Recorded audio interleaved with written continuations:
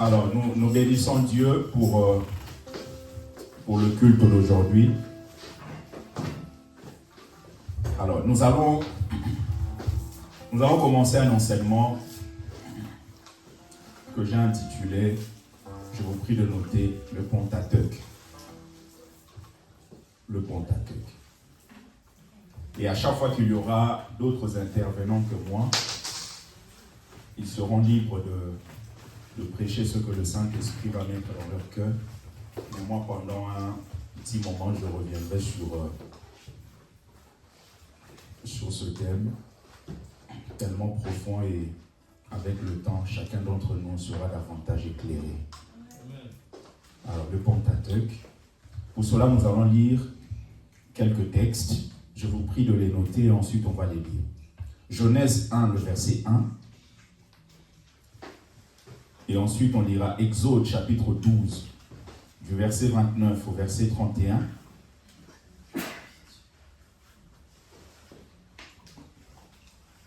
Kémy, tu prendras Genèse 1, s'il te plaît. Et on lira donc Exode 12, 29 à 31. Et ensuite, on prendra Lévitique chapitre 27, le verset 34. Après, on prendra le livre de Nombres, chapitre 14, le verset 34. Et on finira avec Deutéronome, chapitre 1er, le verset 1. Donc, Kémy, toi, tu prends Genèse 1. Si quelqu'un d'autre peut prendre Exode 12, du verset 29 au verset 31. Et ensuite, moi, je lirai Lévitique, chapitre 27, verset 34. Genèse 1. Exode 12, du verset 29 au verset 31, Lévitique chapitre 27, le verset 34, et ensuite Nombres chapitre 14, le verset 34 aussi, et on finira avec Deutéronome chapitre 1, le verset 1.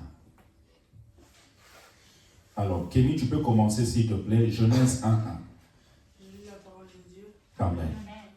Au commencement, Dieu créa les cieux et la terre. La terre était informe et vide. Il y avait des ténèbres à la surface de l'abîme, et l'Esprit de Dieu se mouvait au-dessus des eaux. Amen. Merci beaucoup. Alors, tu prendras ensuite Exode chapitre... quelqu'un prend Exode chapitre 12. Toi, tu vas prends finalement Lévitique chapitre 27, le verset 34. Est-ce que quelqu'un a trouvé Exode 12, 29 à 31? Oui, vas-y, frère Mehdi. Oui, c'est pas parole. Exode 12, du verset 29. Au milieu de la nuit, l'Éternel frappa tous les fils aînés d'Égypte, depuis celui du Pharaon qui régnait sur le trône jusqu'à celui du détenu qui se trouvait en prison. Et au premier-né des animaux, cette nuit-là, le Pharaon se leva ainsi que tous ses hauts fonctionnaires et tous les Égyptiens. De grands cris furent poussés dans toute l'Égypte, car il n'y avait pas une maison où il n'y eut un mort. Parole du Seigneur. Amen. Merci beaucoup. Kémy, prends Lévitique, s'il te plaît, chapitre 27, le verset 34.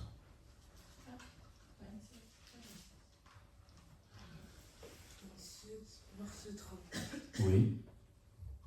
Tels sont les commandements que l'Éternel donna à Moïse pour les enfants d'Israël. Sur la montagne de Sinaï. Amen. Sur la montagne de Sinaï. Je vais prendre Nombre 14, 34 et tu vas prendre Deutéronome 1, le verset 1. Nombre 14, 34.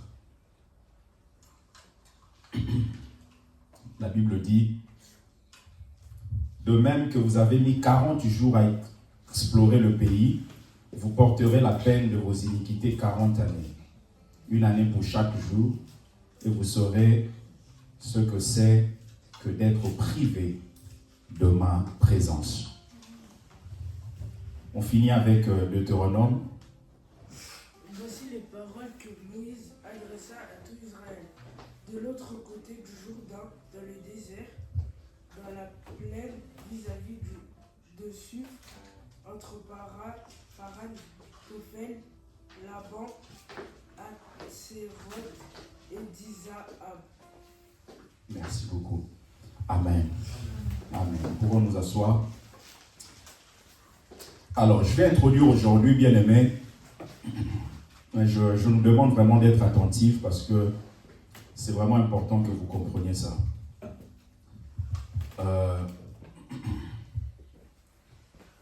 Alors, est-ce qu'il y a quelqu'un qui n'a jamais lu le livre de Genèse du début à la fin? Oui. Tu n'as jamais encore lu le livre de Genèse? Ok. Quelqu'un d'autre? Le livre d'Exode? Est-ce qu'il y a quelqu'un qui n'a jamais lu ça du début à la fin? Kémy? Ok. Le livre de Nombre? Le frère Emmanuel, sœur Sarah? Ok. Deutéronome? Ok. Et Lévitique? Vous connaissez tous ces Lévitiques? Ok. En tout cas, pendant cet enseignement, je nous demanderai vraiment à chaque fois qu'on abordera un livre, de prendre le temps. Il y a des Bibles audio, vous pouvez même faire la vaisselle, mais vous laissez la Bible parler. C'est vraiment important. Alors, on va commencer par, d'une manière calme, expliquer déjà la thématique. Ça veut dire quoi, Pentateuque? Vous pouvez noter, s'il vous plaît. Le mot Pentateuque dérive du grec, donc composé de deux mots, donc penté, P-E-N-T-E, qui veut dire 5. Et vous voyez penté dans le mot Pentecôte, c'est-à-dire 50e jour après la Pâque. Donc la Pentecôte est célébrée 50e jour après la Pâque. Donc quand on célèbre la Pâque, il faut compter maintenant 49 et le 50e jour, c'est la Pentecôte.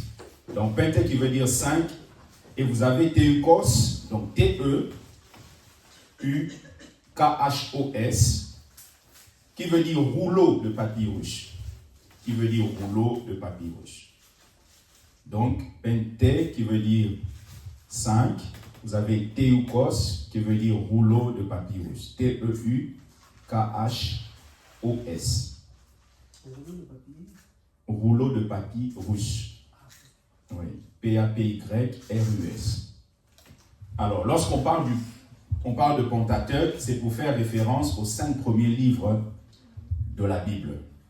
Et les 5 premiers livres de la Bible sont appelés par les Juifs la Torah, et ceux qui donnent justement pour nous le Pentateuque. Alors, vous savez que nous vivons, bien aimés, dans une nation où nous voyons nos nations qui se plongent de plus en plus dans l'athéisme. De plus en plus des nations qui mettent en avant les valeurs chrétiennes. Vous allez voir par exemple la France, c'est une nation qui est bâtie sur un certain nombre de valeurs.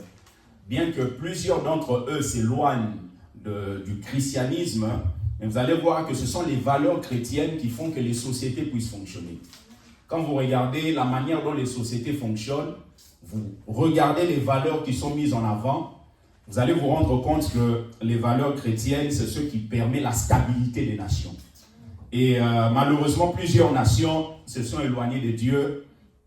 Aujourd'hui, lorsque vous allez par exemple dans des églises catholiques, dans les temps anciens, l'église catholique était un peu comme la religion d'État ici en France. Mais vous allez voir que l'église catholique, bien que plusieurs deviennent évangéliques, charismatiques, mais vous allez voir que c'est vide. Pourquoi? Parce que il y a quelque temps, les gens étaient accrochés à un certain mode de vie, mais plus on avance, plus ils s'éloignent de cela. Et c'est la raison pour laquelle chacun d'entre nous doit être davantage instruit. Nous sommes dans un monde où la connaissance augmente. Rappelez-vous, Daniel chapitre 12, le verset 4, la Bible dit, « Toi, Daniel, tiens secrète ces paroles et scelle le livre jusqu'au temps de la fin. Plusieurs alors le liront et la connaissance augmentera. » C'est-à-dire que Dieu est en train de montrer que à la fin des temps, la connaissance est censée augmenter. Mais cette connaissance ne va pas augmenter d'une manière accidentelle. Il dit, tiens ce que tu as reçu d'une manière secrète. Et plusieurs vont lire ce que tu as reçu et c'est après que la connaissance va augmenter. C'est-à-dire la connaissance n'augmente pas par hasard. La connaissance augmente parce que les gens prennent le temps de pouvoir lire ce que Daniel a reçu. Donc, en cette année, bien aimé, il faudrait que chacun d'entre nous puisse prendre la décision de pouvoir vivre une connaissance beaucoup plus supérieure. Ceux qui ne connaissent pas seront toujours dépendants de ceux qui connaissent. Ceux qui ne connaissent, même dans les choses de Dieu, si tu ne connais pas, tu seras toujours dépendant de ceux qui connaissent. À chaque fois, tu seras toujours dépendant. Tu reçois une visitation, tu seras obligé de demander. Tu reçois quelque chose, tu seras obligé de poser des questions. Et à un moment, Dieu veut que chacun d'entre nous puisse devenir expert dans un domaine. C'est pour ça que l'apôtre Paul dit, vous qui, depuis longtemps, devriez être des maîtres, vous êtes encore là à prendre le lait. C'est-à-dire qu'il y a un temps où le lait peut être donné, mais il y a un moment où il faut que le lait soit mis de côté pour que quelqu'un prenne de la viande. Et c'est important. Même au niveau de l'église, certains enseignements, il faut que nous puissions aller de plus en plus en profondeur. Et je vais vous donner 5 choses à noter en lien avec la connaissance, avant que nous allions plus loin. Notez ceci s'il vous plaît. La première des choses, vous ne pouvez pas être en bonne santé spirituelle sans la connaissance de la doctrine. On ne peut pas être en bonne santé spirituelle sans la connaissance de la doctrine. On ne peut pas être en bonne santé spirituelle sans la connaissance de la doctrine. On a besoin de connaître les enseignements fondamentaux du christianisme. C'est quoi la foi? C'est quoi la rédemption? C'est quoi la justification? C'est quoi le salut? C'est quoi la grâce? C'est quoi la loi? Toutes ces choses-là, bien aimés, nous avons besoin de les maîtriser. Deuxièmement, aussi longtemps que tu ne sauras pas ce que tu ne sais pas, tu ne grandiras pas. Je répète, aussi longtemps que tu ne sauras pas ce que tu ne sais pas, tu ne grandiras pas. Souvent, ce qui manque à plusieurs d'entre nous, c'est la connaissance de notre ignorance. Aussi longtemps que tu ne sauras pas ce que tu ne sais pas, tu ne grandiras pas. Ce qui manque à plusieurs d'entre nous, souvent, c'est la connaissance de notre ignorance. C'est-à-dire qu'on ignore qu'on est ignorant. Et c'est un problème. Il y a des gens qui sont ignorants, mais ils ignorent qu'ils sont ignorants. Bien aimé, c'est un très grand danger. Tu ne sais pas que tu ne connais pas. Tu ne sais pas que tu n'es pas prêt pour le mariage. Tu n'es pas prête pour le mariage. Tu ignores que ta vie n'est pas censée être à ce niveau. Tu ignores. C'est-à-dire que toi, quand tu mènes ta vie, toi, pour toi, ça va. Mais tu ignores que ta vie, là, ne devait pas être là. Tu devais être là. Ta vie spirituelle ne devait pas être à ce niveau. Mais tu ignores. Il y a des gens, bien aimés, qui ignorent, qui ne savent pas, qui sont désordonnés. C'est-à-dire que quelqu'un est désordonné, son planning ne sait pas gérer, ne sait pas comment faire les choses, mais il ignore qu'il est comme ça. Et ça, c'est un danger. La connaissance qui manque à plusieurs d'entre nous, c'est le fait de pouvoir connaître notre ignorance. Lorsqu'on ignore qu'on est ignorant, bien aimé, c'est un danger. C'est-à-dire que même quand les gens te parlent, toi, tu seras comme quelqu'un qui connaît quoi. Tu connais, tu maîtrises. Tu ne sais pas que tu es négligent, tu ne sais pas que tu es charnel. Il y a des gens comme, il est charnel, mais il fait comme si tout va bien. Tu ne sais pas que tu es en train de te perdre. Troisièmement, être conscient que vous ignorez les choses est un grand pas vers la connaissance. Être conscient que vous ignorez les choses est un grand pas vers la connaissance. La connaissance commence par la conscience qu'on a de notre ignorance. Être conscient que vous ignorez les choses est un grand pas vers la connaissance. Cinquièmement, pour être ce que Dieu veut que tu sois demain, il faut que tu apprennes aujourd'hui. Pour être ce que Dieu veut pour toi demain, il faut que tu apprennes aujourd'hui. Il faut que tu apprennes aujourd'hui. Pour être ce que Dieu veut pour toi demain, il faut apprendre aujourd'hui.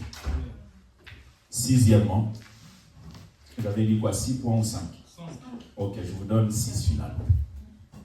Le 6e point, le secret de la réussite dans la vie est qu'un homme soit prêt quand son temps arrive.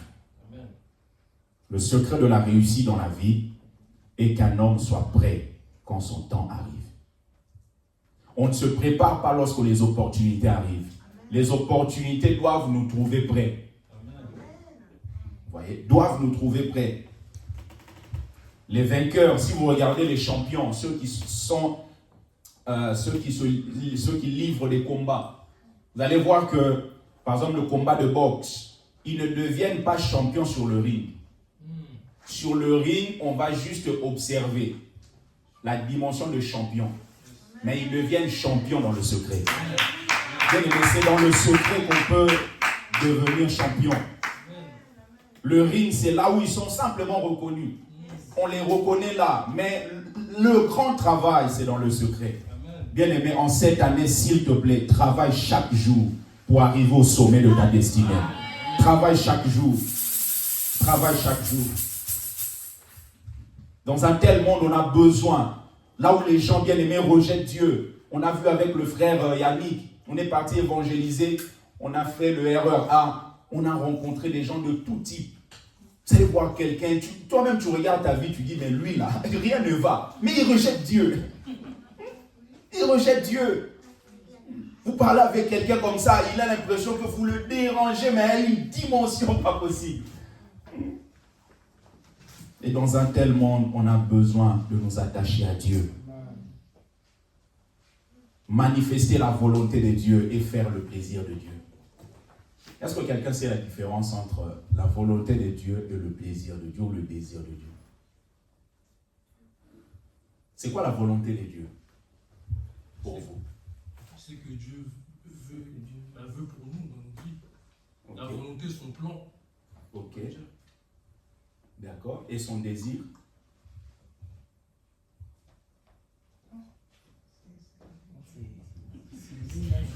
Vas-y, Kevin.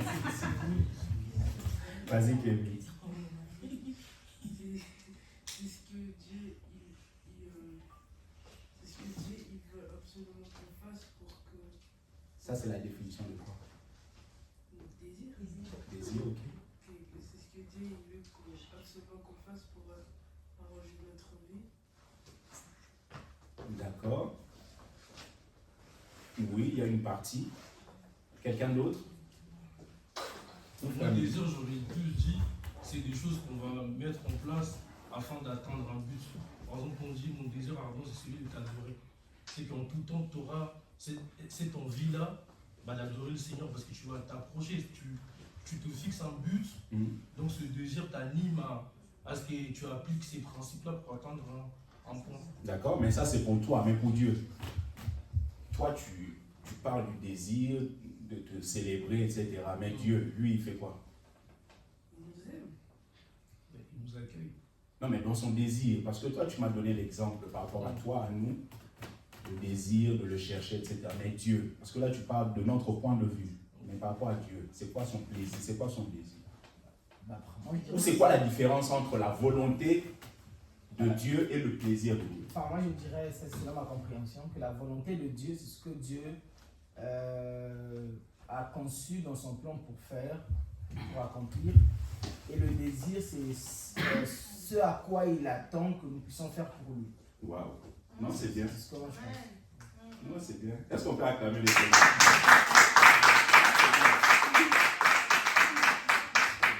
Maintenant, dans la volonté de Dieu, vous allez vous rendre compte que Dieu, lorsqu'il a créé l'homme, en créant l'homme, Dieu a voulu que l'homme soit libre. C'est pour ça que vous allez voir que Adam avait la possibilité de manger ou de ne pas manger le fruit de l'arbre défendu. Donc Dieu a voulu que l'homme soit libre. Ça, c'est la volonté de Dieu, c'est que l'homme soit libre. Mais vous allez vous rendre compte que le désir de Dieu, c'est que l'homme puisse marcher selon ses principes. Est-ce que quelqu'un comprend ce que je dis? C'est-à-dire la volonté de Dieu, c'est que l'homme soit créé libre. Et il crée l'homme libre. Mais son désir, c'est que l'homme puisse suivre ses principes. C'est un peu comme à l'église, par exemple. Moi, en tant que pasteur, mon désir, c'est quoi? Mon désir, c'est que les gens, à chaque fois qu'on a prière, qu'ils soient là pour prier. Ça, c'est le désir en tant que pasteur. Mais vous allez vous rendre compte que dans chacun de vous, vous avez une volonté. Mon désir ne peut pas venir étouffer votre volonté. Si mon désir cherche à étouffer votre volonté, je vais commencer à manipuler certaines choses dans le but de pouvoir satisfaire mon désir. Mais le problème, c'est pour ça que vous allez vous rendre compte qu'on peut se dire, mais comment se fait-il que Dieu voit Adam en train de chercher à manger, il ne fait pas en sorte qu'Adam ne mange pas. Non, parce que le désir de Dieu est là, mais Dieu a aussi établi sa volonté. Et le désir de Dieu ne peut pas venir étouffer sa volonté.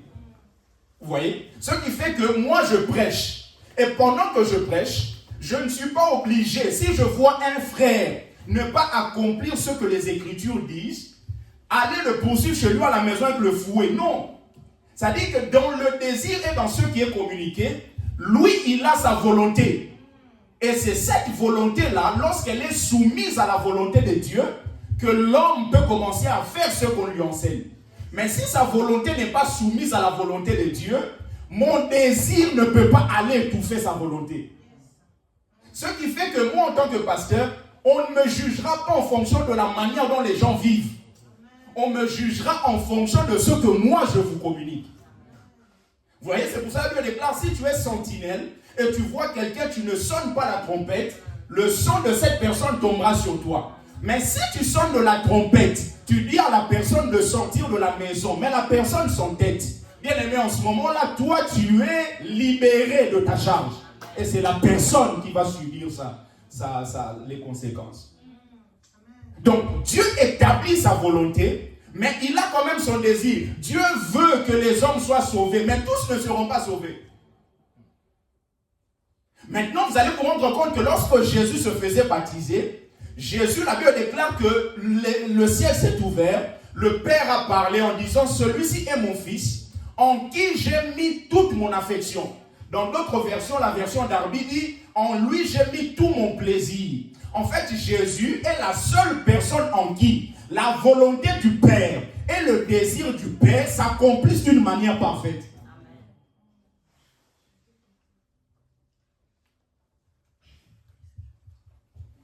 On va évoluer.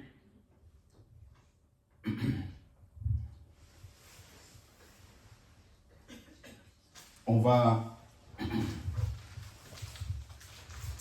avancer. Donc, on a dit le Pentateuque, sont les 5 premiers livres de la Bible qui sont écrits par Moïse. Alors, lorsque vous lisez la Bible, il faut comprendre que chaque texte doit être compris dans son contexte. Et très souvent, beaucoup de personnes ne comprennent pas certaines choses parce qu'ils écoutent des choses, mais ne réalisent pas le contexte dans lequel les choses sont dites. Le contexte dans lequel les choses... Par exemple, lorsque vous lisez le livre de Job, vous allez voir que, un moment, les amis de Job commencent vraiment à reprendre Job. Si vous avez des amis comme les amis de Job, mais c'est malheureux, quoi. Tu as des amis, tu souffres, mais eux, ils passent leur temps à te montrer que tu souffres parce que tu pêches. C'est-à-dire qu'ils avaient une théologie qui les emmenait à penser que lorsqu'on souffre, on doit absolument avoir un péché quelque part. Il y a des amis comme ça. C'est-à-dire quand tu lui dis quelque chose, ah mon frère, arrange ta vie. Oh, mais je peux vivre une difficulté sans pour autant être dans le péché. Donc les amis de Job sont en train de pouvoir dire à Job un certain nombre de choses. Et quand vous lisez le livre de Job, vous allez voir qu'il y a certaines choses qu'ils disent à Job. Quand vous ne les prenez pas dans leur contexte, vous pouvez commencer même à sortir ça à l'église. Mais vous allez vous rendre compte que ces personnes-là étaient des personnes qui ne manifestaient pas la vraie foi. Donc, dans le contexte, ils sortent des paroles qui peuvent être agréables, mais le contexte n'est pas bon. Alors, dans ce que nous allons faire aujourd'hui, je vais vous donner une certaine description globale de ces 5 livres et des implications précises par rapport à nos vies aujourd'hui d'une manière pratique. On va voir le but de ces 5 livres et des implications pratiques pour nous. Alors, lorsqu'on commence avec le livre de Genèse, notez s'il vous plaît, grand 1, Genèse. Lorsque je vous parle du livre de Genèse, qu'est-ce qui vous vient en tête? Quel est le thème principal de ce livre? Oui? La création. Très bien, Kelly. La création. Alors, dans Genèse, on nous parle de la création, on nous parle de la séduction, on nous parle de la chute. Alors, n'oubliez pas que Moïse est en train d'écrire des années et des années après. Moïse, je vous ai dit la fois passée, n'est pas contemporain d'Adam. Moïse n'a pas vécu au même moment qu'Adam. Mais Moïse, comme il avait vu le dos de Dieu, le dos signifie le passé. Ça dit que Dieu est en train d'introduire Moïse dans une dimension où il va écrire des choses qui dépassent sa génération.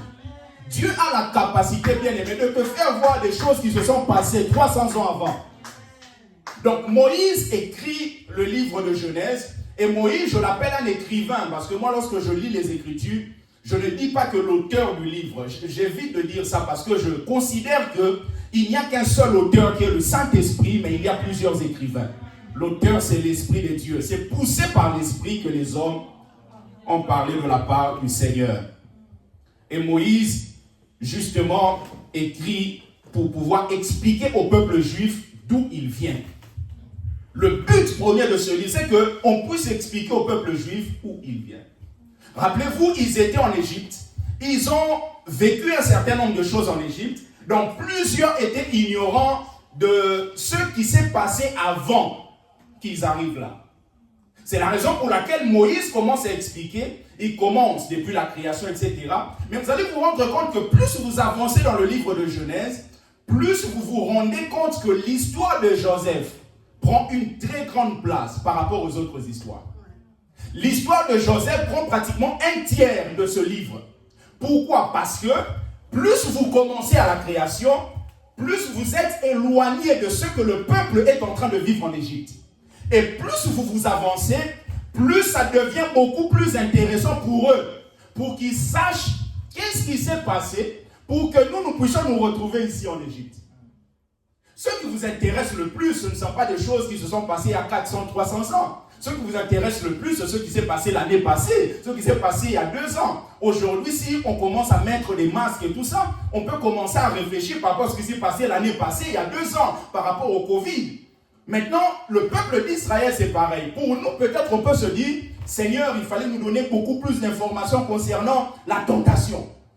Comment ça s'est passé? Et finalement, lorsque le serpent est en train de séduire la femme, Adam était où exactement? À quelle distance? Nous, on peut vouloir avoir ces informations. Mais comme le texte a été écrit, d'abord pour donner des informations à ces gens, donc le contexte, nous emmène justement à comprendre qu'on doit mettre de l'emphase sur ce qui s'est passé juste avant leur arrivée en Égypte.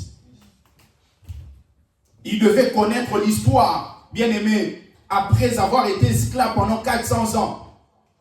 Et Dieu a demandé à Moïse de pouvoir écrire afin de raconter l'histoire. Et chacun d'entre nous, bien aimé, doit connaître l'histoire du monde. Il y a des gens qui ignorent que ça a commencé quelque part. Il y a des gens qui ignorent que quelque chose a commencé, bien aimé, quelque part. Et c'est ce qui nous emmène justement à vivre ce que nous vivons aujourd'hui. Aujourd'hui, si le monde est plongé, bien aimé, dans le chaos, si le monde est plongé dans le péché, c'est parce qu'à un moment donné, quelque chose s'est passé. Quelque chose s'est passé. Quelque chose s'est passé. Et dans ce livre de Genèse, je vous donne 3-4 choses. La première des choses, c'est que le livre de Genèse nous montre le commencement des choses. Le commencement des choses. Le livre de Genèse nous montre le commencement. Dieu nous explique d'où vient le problème. D'où vient le problème. Bien aimé, on est devenu chrétien parce que quelque part au commencement, il y a quelque chose qui n'allait pas. Personne n'allait devenir chrétien aujourd'hui. On est devenu chrétien parce que quelque part, il y a quelque chose qui n'allait pas au commencement. Au-delà des circonstances, bien aimé, il faudrait que tu saches qu'il y a un commencement. Et le commencement, c'est à Éden. Et à Éden, qu'est-ce qui s'est passé? À Éden, l'homme a donné les clés à Satan. L'homme a donné les clés parce que Dieu est un peu comme l'empereur. Dans les temps anciens, lorsque vous avez un empereur, vous ne pouvez pas avoir 2 empereurs sur le même territoire. C'est la raison pour laquelle, lorsque vous avez un empereur, l'empereur doit faire en sorte de conquérir d'autres territoires afin de pouvoir établir ses enfants, par exemple. On ne peut pas avoir 2 rois sur le même sol. Maintenant, Dieu, il est Dieu là-bas. Maintenant, il ne veut pas que l'homme puisse aussi régner là-bas parce qu'il y aura 2 autorités. C'est pour cela qu'il a créé la terre un peu comme une certaine prolongation, une certaine forme de prolongement de ce qui est au ciel afin que l'homme puisse régner sur la terre. Et Dieu, quand il crée, il met l'homme comme étant le chef de tout ce qu'il a fait. Mais le problème, c'est que l'homme, en péchant, l'homme a donné les clés à Satan. A donné les clés à Satan. Et l'homme a mangé le fruit de l'arbre de la connaissance du bien et du mal. Et l'homme est devenu un peu comme Dieu, connaissant le bien et le mal. Je vous ai dit la fois passée que Dieu voulait que l'homme connaisse le bien et le mal en ne mangeant pas le fruit de l'arbre. Mais Satan conduit l'homme à connaître le bien et le mal en mangeant. Il y a certaines choses, bien aimées, on doit les connaître en respectant les principes de Dieu. Il y a certaines choses, c'est-à-dire que je n'ai pas besoin de pouvoir goûter pour que je me rende compte que Dieu l'a vraiment interdit. Au moment où Dieu a dit, ça me suffit et j'accepte. J'accepte. Est-ce que vraiment je vais me brûler si je touche? Bien aimé, ça c'est tenter les principes de Dieu et ça ne peut que nous brûler. C'est intéressant, bien aimé, de montrer que dès le début, lorsque Dieu parle du péché de l'homme, il le parle dans un contexte de combat spirituel. C'est-à-dire que pendant qu'il est en train de parler par rapport à ce que l'homme a fait, il dit, je mettrai inimitié entre toi et la femme, parlons au serpent, et entre ta postérité et sa postérité. Celle-ci t'écrasera la tête et tu lui laisseras le talon.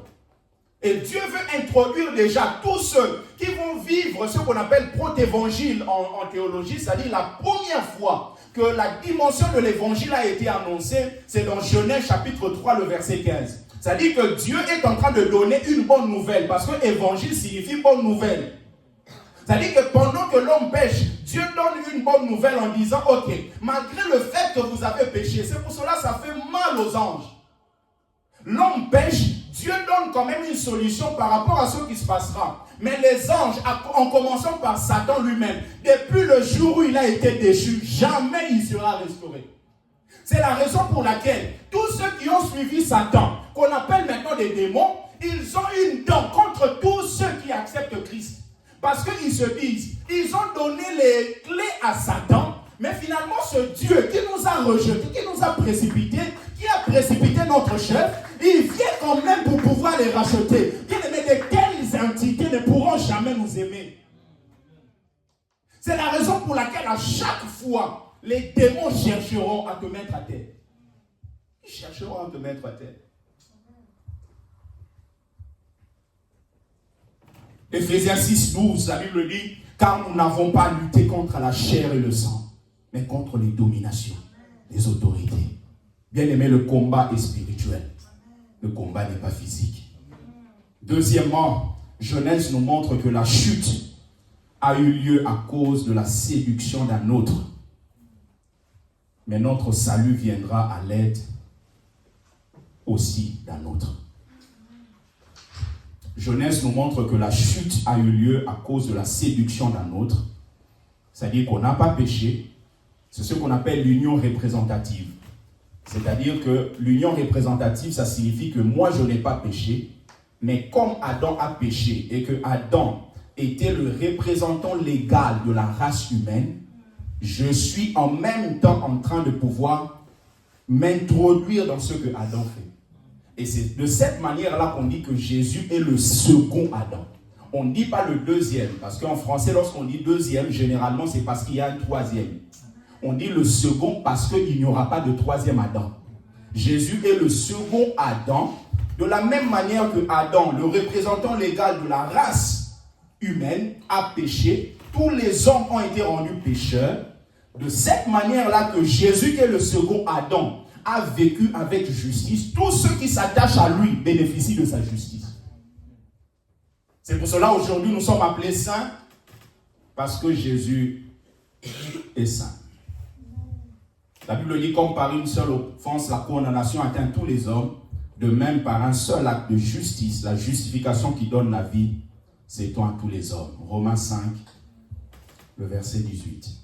Prenez avec moi 1 Corinthiens, s'il vous plaît, chapitre 15. Le verset 22. Est-ce que quelqu'un peut lire ça? 1 Corinthiens, chapitre 15, le verset 22. 1 Corinthiens 15, 22. Oui. Et comme tous meurent en Adam, de même aussi tous revivront en Christ. Amen. Vous avez deux tous. Quelqu'un peut m'expliquer c'est quoi le premier tous? Il s'agit de qui? Les hommes. Tous les hommes, c'est-à-dire l'ensemble, l'humanité. Et le deuxième tous? Tous ceux qui s'attachent à Jésus. Tous ceux qui s'attachent à Jésus, c'est-à-dire les croyants. Tous meurent en Adam et même aussi tous revivront en Christ. Alors, troisièmement, le livre de Genèse nous montre d'où nous venons et l'esclavage que cela a engendré. Le livre de Genèse nous montre d'où nous venons et l'esclavage que cela a engendré. Nous venons de quelque part et à partir de ce qui s'est passé au commencement, nous sommes devenus esclaves. Esclaves du péché. Esclaves du péché. Peut-être vous n'avez jamais remarqué ça. Le premier verset du livre de Genèse, on a lu tout à l'heure, c'est au commencement Dieu. Le dernier verset du livre de Genèse, on parle du cercueil. On parle de la mort. Tu peux lire le dernier verset du livre de Genèse, s'il te plaît. Regardez avec lui ensemble, s'il vous plaît. Le dernier verset du livre de Genèse.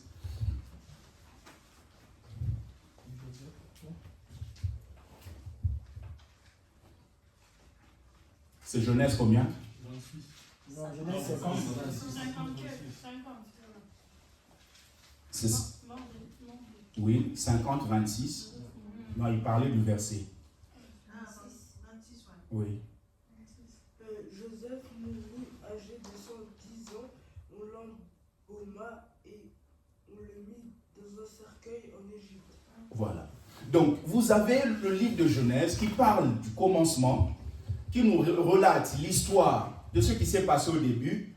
Mais vous allez vous rendre compte que le premier verset, c'est au commencement Dieu.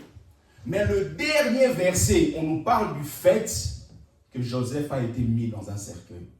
En fait, c'est pour nous montrer que ce qui s'est passé au commencement, son résultat, c'est la mort. Ce qui s'est passé au commencement a engendré la mort. Il y a certaines morts qui arrivent quelques années après. Mais lorsque vous étudiez bien, vous allez vous rendre compte que c'est le résultat de ce qui s'est passé quelque part au commencement. Il y a certaines morts qui règnent dans des familles.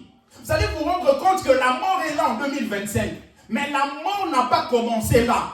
La mort a pris forme lorsque quelque chose a commencé en 1982. Mais ceux qui se retrouvent en 2025 peuvent penser que c'est quelque chose qui est venu par hasard, mais il y a eu un commencement. Bien aimé, je prie Dieu pendant tout cet enseignement, tous les mauvais commencements seront déracinés dans nos vies. Tous les mauvais commencements.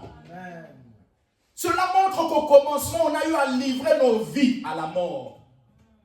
Au commencement, on a livré nos vies à la mort et la finalité ne peut qu'être la mort. Et ce que Dieu nous demande, bien aimé, c'est que nous ne puissions plus continuer à vivre ce mauvais commencement. Peut-être que ça a commencé quelque part, mais ça doit s'arrêter avec nous. Peut-être que ça a commencé dans une année, mais ça doit s'arrêter en 2025. Peut-être que ça a commencé dans une autre génération, mais dans ta génération, cela doit cesser. Peut-être que ça a commencé avec tes grands-parents, mais avec toi, cela doit cesser. Peut-être que toi, tu as vécu quelque chose dans ta jeunesse, mais tes enfants ne doivent plus jamais vivre ça. Peut-être que ça a commencé quelque part, il y a 10 ans, il y a 15 ans. Je prie Dieu que cela ne continue pas avec toi. Cela ne continue pas avec toi. Il y a certaines choses bien aimées sont là dès le commencement. On n'a même pas besoin de les apprendre. C'est comme dans notre marche, en tant qu'homme, femme, quand un enfant naît, il y a des choses on ne lui apprend pas. Mais il y a certaines choses qu'on doit lui apprendre. Un enfant, quand il naît, on ne lui apprend jamais à être égoïste. Tu achètes un paquet de bonbons, tu lui donnes un bonbon, tu restes avec 46 bonbons dans ton sachet. Mais à un moment, tu lui demandes, il refuse. Il a appris ça où? Ça, c'est à cause de la représentation de celui qui était l'autorité de la race humaine qu'on appelle Adam. C'est-à-dire, à partir de ce que lui a fait, nous tous, nous avons été rendus pécheurs. Mais vous allez vous rendre compte que l'enfant doit apprendre à obéir. C'est pareil dans la vie chrétienne. Bien aimé, chacun d'entre nous, personne ne nous apprend. Vous avez déjà vu une école là où on apprend comment commettre l'impudicité? C'est-à-dire, bien aimé, bienvenue. Allez, ça commence le coup. C'est-à-dire que ce sont des choses que les gens font d'une manière naturelle. Mais par contre, l'obéissance, ça s'apprend. L'obéissance, ça s'apprend. Donc nous devons apprendre, bien aimé, à renoncer à tous ces commencements. À toutes ces choses qui ont commencé et qui commencent à venir dans nos vies, même si on ne veut pas. C'est-à-dire qu'elles sont là, c'est un peu comme la chair. La chair est là. La chair ne sera jamais tuée. La chair, on la crucifie jour après jour. On ne peut pas dire qu'on est spirituel aujourd'hui et c'est fini, c'est un gage pour toute l'éternité. Jamais. Ceux qui sont forts aujourd'hui, s'ils ne font pas attention, ils tomberont demain. C'est la raison pour laquelle jour après jour, il faut porter ça. Porter sa croix, ça signifie quoi? Hein? Ça signifie quoi? Dites-moi. Ça va. Porte sa croix. Porter les défis de tous les jours, du quotidien, porter les problèmes, porter un peu tout ce qu'on a sous. Enfin, c'est comme Christ qui porte sa croix pour nous pécher. C'est porter les problèmes, porter ses soucis, porter tous les jours. Mais ça va t'écraser.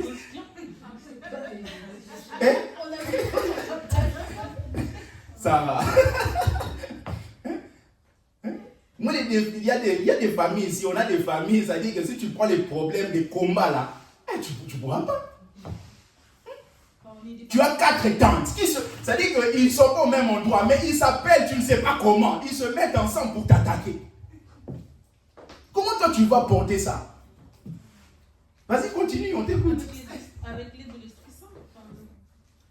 Dieu nous a laissé l'Esprit pour qu'on puisse demander le soutien de l'Esprit Saint. Oui. Mais on est censé porter les défis du quotidien parce que dans tous les cas, on ne peut que les porter. Mais c'est pour ça qu'il y a l'Esprit Saint qui nous aide, qui nous guide, qui nous montre, nous aiguille et nous montre comment faire. J'aime beaucoup cette partie du Saint-Esprit. Quelqu'un veut compléter ce que Sarah a dit? Oui, Emma. C'est qu'il y a des choses qu'on doit, enfin, en tant que personne qui prie, etc., on se décharge souvent de ce qu'on a en nous auprès du Christ, mais il y a une grande partie des choses, c'est des choses que nous-mêmes on doit faire de nous-mêmes tous les jours. Donc c'est-à-dire que tout ce qui est nos problèmes, nos défis, etc., on peut s'en décharger auprès de Jésus, qui va lui travailler en nous, nous aider, nous soulager. Mais il y a une certaine partie de tout ça que nous on doit garder et c'est le travail qu'on doit faire nous-mêmes. Ok. Donc ça complète vraiment ce qu'elle a dit par rapport au Saint-Esprit. On porte nos défis et on se repose sur le Saint-Esprit. Oh, très bien, quelqu'un d'autre? Mais si on doit porter ça, pourquoi la Bible a dit un moment au fardeau? Voilà. Et qu'est-ce que tu en penses? C'est pas nous de porter ça.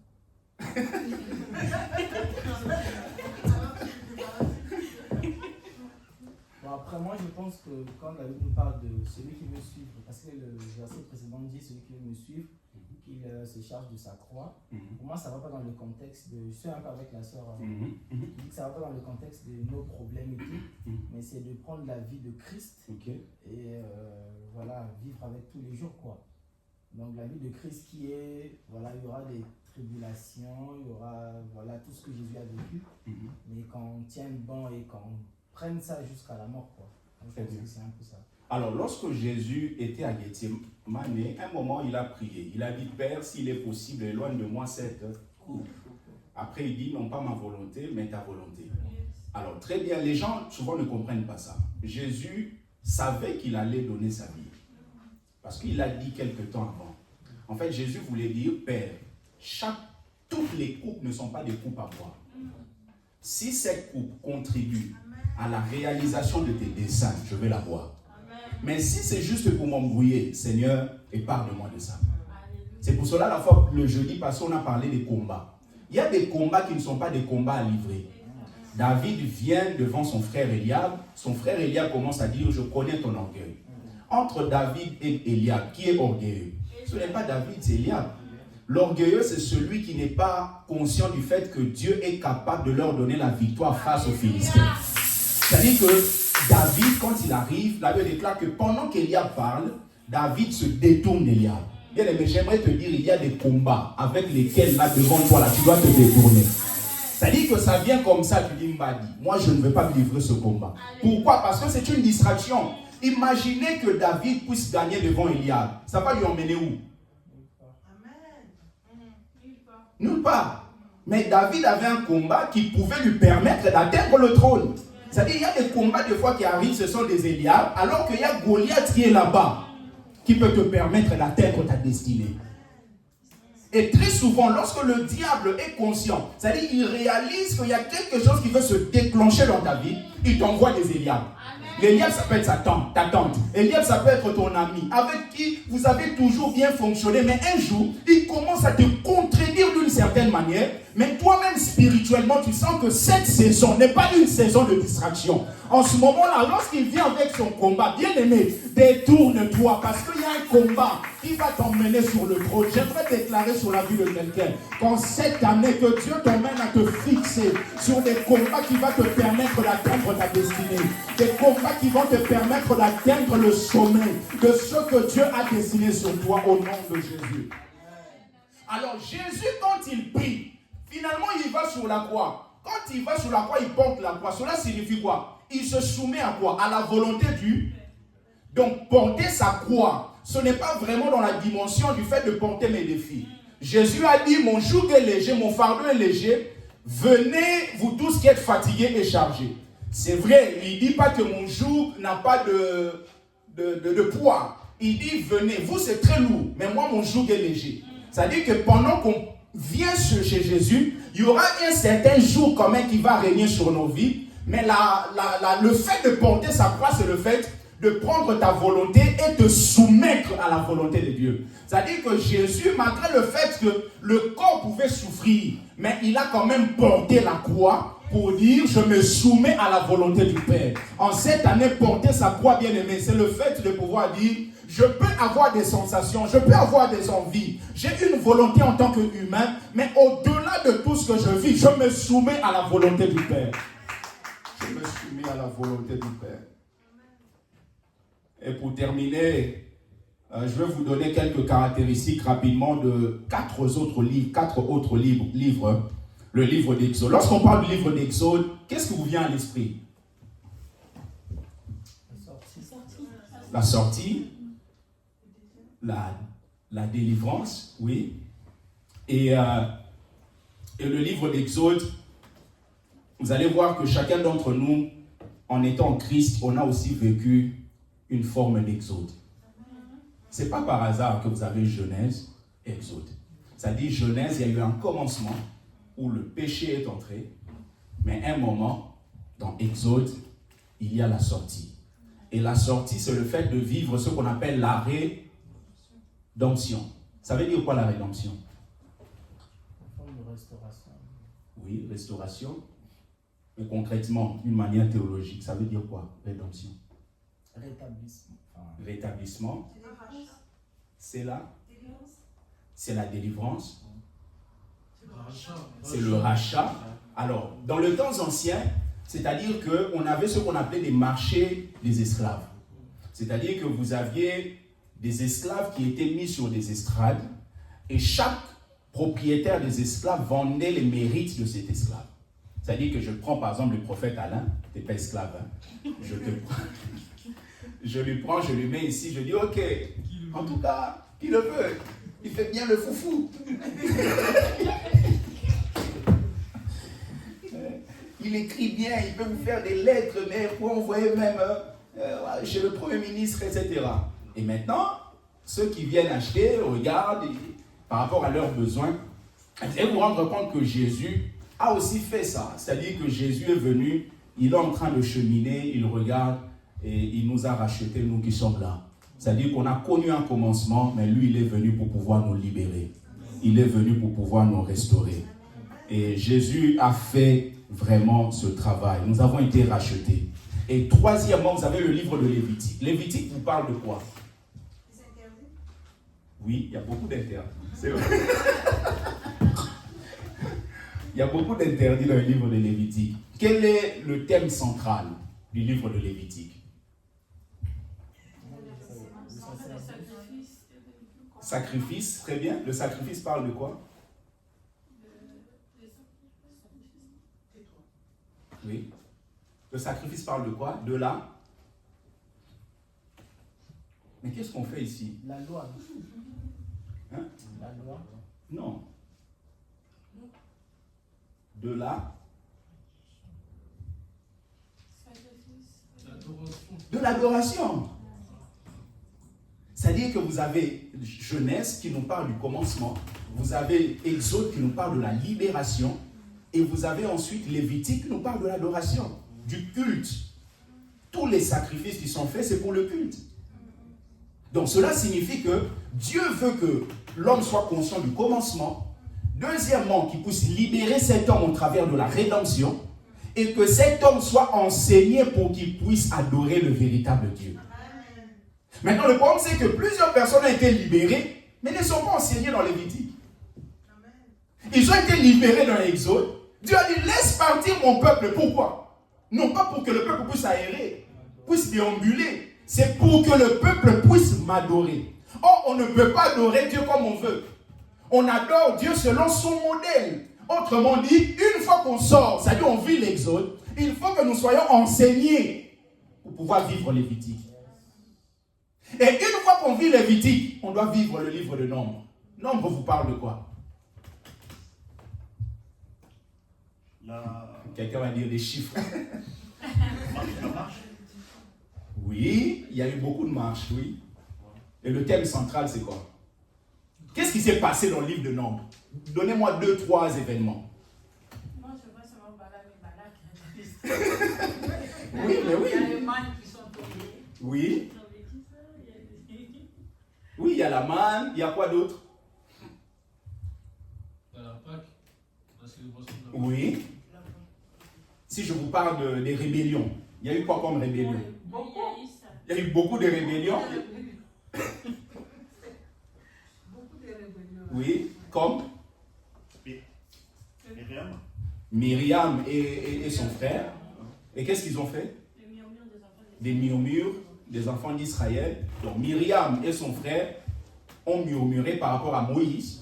C'est-à-dire que Moïse a pris une décision, mais eux, ils disent à Moïse, tu penses qu'il n'y a que toi à qui Dieu parle. C'est-à-dire que malgré le fait qu'ils étaient plus âgés que Moïse, mais ils oubliaient que Moïse, il était celui que Dieu avait établi. C'est pour cela, bien aimé, dans le domaine spirituel ou dans le domaine de l'autorité, il faut faire très attention. Vous pouvez être plus âgé que celui à qui Dieu a donné l'autorité, mais il faut savoir comment parler vis-à-vis de cette autorité. Parce qu'à chaque fois que Dieu libère une autorité, ce qu'on appelle l'autorité déléguée, Dieu combat toujours pour l'autorité. C'est la raison pour laquelle celui qui est une autorité n'a pas besoin de pouvoir vous combattre. Au moment où toi tu le combats, automatiquement Dieu te combattra. Et cette autorité est beaucoup plus large. Par exemple, un enfant. Tel que je suis là, je décide aujourd'hui de combattre ma mère ou de combattre mon père.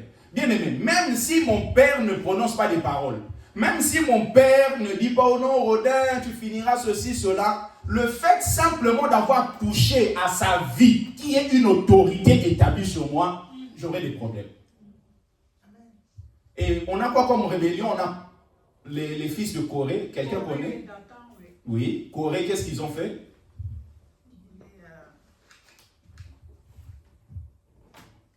Vous voyez tout ce que je suis en train de faire ici? Ce n'est pas juste pour que nous puissions poser. Non seulement on apprend, mais je veux qu'au travers de ce que nous faisons, que chacun ait vraiment soif de pouvoir aller découvrir ces différents livres. C'est-à-dire que quand on rentre à la maison, même dans le train, tu mets l'audio, tu commences à... Moi, des fois, quand je quitte de chez moi jusqu'à Créteil, là où je travaille, bien aimé, je peux finir même le livre de 1 Thessaloniciens, 2 Thessaloniciens, je rentre même dans d'autres livres, Éphésiens, tu finis. Tu fais une lecture, et c'est de cette manière-là, c'est à partir de la répétition que certaines choses restent. Vous avez Corée. Corée était le frère, c'est-à-dire il était le neveu le cousin germain de Moïse. C'est pour nous montrer que, c'est-à-dire que vous pouvez avoir une relation, c'est-à-dire que Emmanuel peut être mon beau-frère, mais lorsqu'on est ici là, il faut faire très attention. C'est-à-dire que quand je te parle, je ne te parle pas juste comme quelqu'un qui est de la... Non. C'est-à-dire qu'il faut que vous puissiez vraiment faire... C'est-à-dire que même quand tu es à la maison, même maman, quand elle a quand quelqu'un... C'est-à-dire que lorsque un frère ou une soeur ou quelqu'un vient te donner un message, il ne faudrait pas recevoir ce message en fonction de ce que la personne est. Très souvent, les gens passent à côté parce que c'est juste ma maman qui a dit. C'est-à-dire le même message que maman t'a dit. Toi, tu ne prends pas ça en considération, mais tu attends que le pasteur le dise. Alors que le temps que maman avait dit, si tu avais suivi, tu serais déjà épargné de beaucoup de choses. Donc le temps peut-être que Dieu ait miséricorde, puisse manifester sa miséricorde, qu'il vienne chez le pasteur, tu auras déjà connu peut-être 15 jours de souffrance. C'est la raison pour laquelle, bien aimé, c'est important. Quelle que soit la personne qui est en face de toi, il faut avoir la révélation de savoir que là, il y a quelque chose de Dieu. Quelque chose de Dieu. Donc, Lévitique nous parle de l'adoration. Une fois qu'on est, bien aimé, sorti de l'Égypte, il faut que nous soyons enseignés. Et Nombre nous parle de la correction. La correction. C'est-à-dire que le peuple a désobéi, mais Dieu est là pour pouvoir les corriger. De quelle manière Dieu corrige le peuple? On va finir dans 5 minutes. Donc, de quelle manière? Selon Nombre ou de façon... Selon Nombre. On va dans chaque livre. Et après, on entrera en détail. Vraiment, au bout de... ce qu'il voulait, après il le faisait mourir. Dieu voulait... Il les donnait ce qu'il réclamait. Oui. Après, il y avait la punition derrière. La mort. Oui. C'est-à-dire qu'à un moment, même avec la manne, à un moment, ils demandent, ils disent que nous sommes fatigués de ça. Et tout, ils demandent... Dieu donne. Et mais par rapport à tout ce qu'ils ont fait, vous allez voir que la punition des dieux, ils devaient quitter l'Égypte pour aller où? Ils ont pris quel chemin? Ils ont pris le chemin du désert. Mais est-ce qu'un homme normal, c'est-à-dire de toi-même, tu vas prendre le chemin du désert? Donc il y avait un autre chemin qui passait par les Philistins. La Bible nous dit qu'ils pouvaient voir des combats et ensuite reculer. Mais la raison principale, c'est que lorsque le peuple pêche, Dieu le corrige en le faisant passer par un désert. De là où ils étaient jusqu'à Canaan, les commentateurs disent qu'ils pouvaient faire 11 jours. Mais ils ont fait combien d'années? 40 ans. C'est la raison pour laquelle quelque chose, Dieu peut vouloir que tu vives. Le désir de Dieu. Je reviens sur ce que j'ai dit au début. Le désir de Dieu peut être que tu vives quelque chose en 2025. Mais si tu ne t'appliques pas, bien aimé, tu peux attendre 10 ans. Dieu n'est jamais pressé. Ils pouvaient faire 11 jours pour arriver à Canaan, mais ils ont fait 40 ans. Plusieurs d'entre nous, nous passons par des déserts parce que Dieu veut nous corriger. Certains déserts arrivent parce que Dieu veut même parler à ton cœur. Rappelez-vous, la Bible déclare que Dieu dit, je les conduirai dans le désert pour parler à leur cœur. Parce que Dieu sait, si tu n'es pas dans un désert, tu n'écouteras pas. Il y a des gens, même nous en tant que... Il y a des gens, ça dit que même en tant que pasteur, s'il n'est pas dans des difficultés atroces, il ne m'écoutera pas. C'est-à-dire que je peux parler matin, midi, soir. Il dira, moi ma vie ça va. Mais comme Dieu fait les choses, il peut te vider juste parce qu'il veut que tu puisses l'écouter. Passe par un désert. Peut-être tu vis un désert. Mais j'aimerais te dire, avec Dieu, ce qui compte le plus, ce n'est pas le fait de pouvoir faire la bonne chose au premier coup. C'est le fait de comprendre la leçon. Ce qui signifie que tu peux passer de classe, même si tu avais échoué. Parce que tu as compris. Et le livre d'Exode est en train de Nombre est en train de nous montrer qu'à chaque fois qu'on est enseigné par Lévitique, on sera testé. Amen. On sera testé. Lévitique nous enseigne sur l'adoration et autres, on sera testé. Il y a des messages qui peuvent être prêchés ici. On peut parler par exemple des finances. Bien aimé, il faut que tes finances puissent être pour la gloire de Dieu. Quelqu'un qui n'a rien dans la poche dira Amen. Mais le jour où il va avoir une prime de 4600 €, on lui dit d'enlever ne fût-ce que 5%. C'est là que ça deviendra un problème. C'est-à-dire que l'enseignement, lorsqu'il est donné, ça ne pose pas de problème dans la vie de plusieurs. Mais lorsqu'on sera testé, c'est là qu'il y aura des problèmes. Il y a certains enseignements, depuis le début, on a commencé à vivre. On parle de la consécration de Samson. Bien aimé, en cette année, plusieurs d'entre nous seront testés. Et vous ne pouvez pas passer de classe si vous n'avez pas été testé. Pour que vous alliez à l'université, vous devez, par la voie normale, il faudrait que vous passiez votre bac. Et c'est la même chose avec Dieu. Il y a des épreuves qui vont arriver parce que Dieu veut que vous alliez dans une dimension supérieure. Bien aimé, lorsque l'enseignement arrive, recevons l'enseignement avec joie. Mais n'oublions pas que les tests viendront. On ne vivra pas tous le même test, mais chacun de nous, par rapport à sa destinée, vivra le test. Le test. Le test. Ce sont des moments où l'enseignement que tu as reçu, bien aimé, sera éprouvé. Est-ce que tu avais reçu ça juste par sentiment ou ça avait vraiment pris place dans ton cœur? Est-ce que tu marches avec ou c'était juste quelque chose que tu as reçu et tu étais heureux le premier jour, etc. Regardez tous les enseignements qui sont donnés en Afrique, particulièrement au Congo. Les Congolais, nous sommes bénis. Il y a des excellents prédicateurs. Mais regardez tout ce qui est enseigné. Ce sont des principes. Mais regardez tous ceux qui volent. C'est-à-dire que ce sont des gens qui ont été enseignés, mais ils n'ont pas la capacité de réussir au test. Mais oui, quelqu'un a enseigné dans son église qu'il faut être intègre.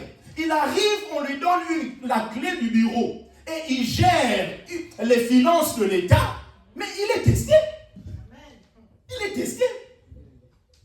Quand vous voyez quelqu'un, on dit que chez lui à la maison il a 2 millions. Ça veut dire que ce chrétien-là n'a pas réussi le test. Bien aimé, en cette année, je prie Dieu par la puissance du Saint-Esprit que tu réussisses le test. Et malgré le fait, pour terminer, malgré le fait qu'ils ont désobéi à Dieu, malgré le fait que Dieu est en train de les corriger, la Bible dit Dieu châtie celui qu'il aime. Celui qu'il aime. C'est pour cela, si dans ta vie tu fais des choses, mais Dieu ne te châtie pas, c'est que tu es déjà loin. Tu es très loin. Quelqu'un qui est en accord avec Dieu, à chaque fois qu'il fait quelque chose que Dieu n'aime pas, avant même que Dieu fasse quelque chose, lui-même, il est mal.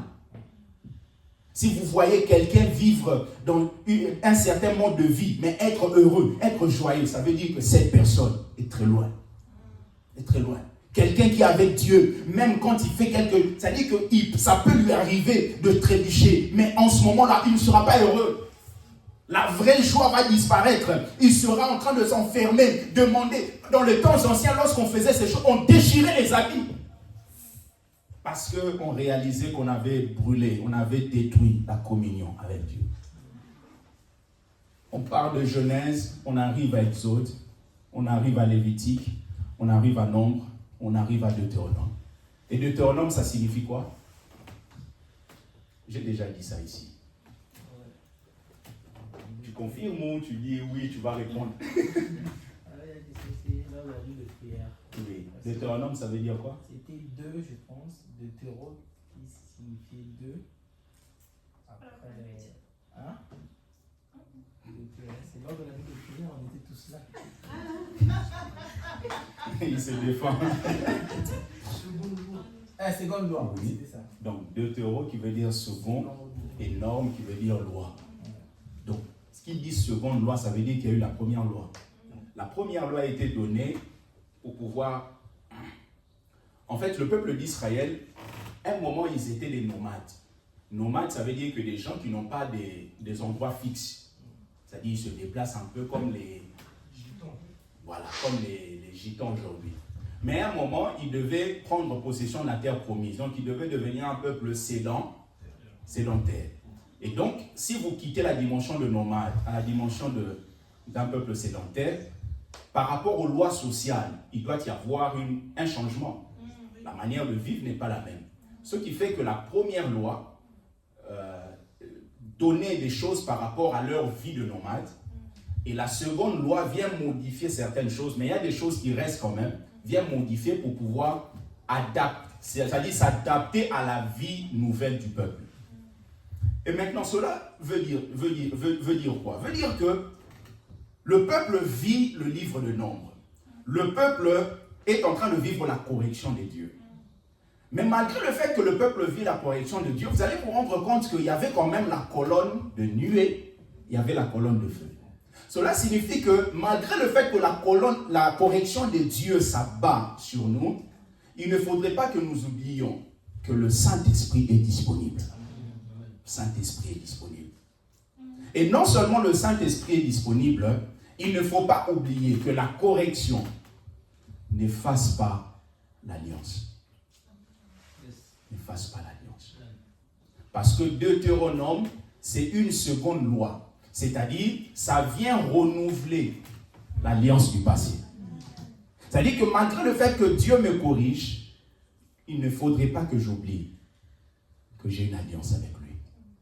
J'ai une alliance avec lui. Le renouvellement de l'alliance, bien aimé, s'est manifesté au milieu du peuple. Et cela nous emmène à être davantage conscients de la dimension du sacré. C'est-à-dire que Dieu me fait confiance. Me fait confiance. Chacun d'entre nous ici a sa dimension spirituelle. Mais en tant que pasteur, ma prière, c'est qu'en cette année, vous puissiez vraiment avancer dans votre foi. Vous puissiez vraiment avancer. Et pendant qu'on sera en train de naviguer dans ce thème que je viens d'introduire, bien aimé, que tu prennes le temps de vraiment lire ces livres. Vous voyez comment est-ce que très souvent les chrétiens se disent Lévitique, tourterelles, chevreaux, ce sont des choses qui ne servent à rien. Des animaux. En 45 minutes, vous avez vu la profondeur de ce que Dieu peut nous donner. Cela signifie que Dieu, s'il a voulu que ces 5 livres soient là, c'est parce qu'il y a quelque chose qu'il veut nous communiquer. Que Dieu vous bénisse abondamment.